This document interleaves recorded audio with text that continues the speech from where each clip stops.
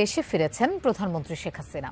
বিমান বাংলাদেশ এয়ারলাইন্সের একটি ভিভিআইপি চার্টার্ড ফ্লাইট প্রধানমন্ত্রী ও তার সফর সঙ্গীদের নিয়ে রাত ৮টায় ঢাকার হযরত শাহজালাল আন্তর্জাতিক বিমানবন্দরে অবতরণ করে।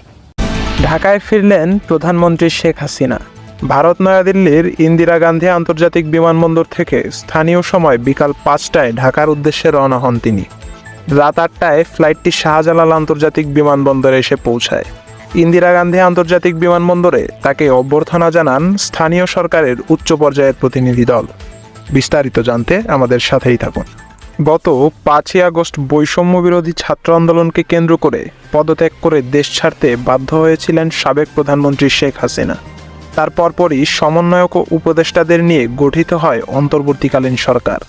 তবে দেশ পরিচালনা ও জাতিসংঘের কাছে সাবেক প্রধানমন্ত্রী শেখ হাসিনার পদত্যাগপত্র হস্তান্তর করতে ব্যর্থ হওয়ায় জাতিসংঘের নির্দেশে আবারও দেশে ফিরছে সাবেক প্রধানমন্ত্রী শেখ হাসিনা। আমার বিরুদ্ধে মার্ডার কেস দিচ্ছে, ওয়ারেন্ট ইস্যু করেছে, যখন আমি আসবো, আসতে বাধা দিয়েছে। সমস্ত এয়ারলাইন্সকে বলে দিচ্ছে আমি যেন দেশে ফিরতে না আসি।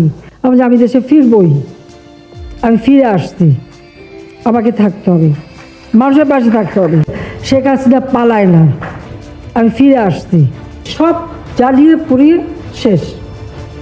মেট্রো রেল যে অবস্থায় পুরো পড়ানো হলো, তখনই সুযোগ পেয়েছি ওই খুনি যুদ্ধাপরাধী, আমি জানি আমি যখন আমার বাপ মা ভাই বোন সব মারছে, আমাকেও মারতে পারে, আমি পড়া করি নাই।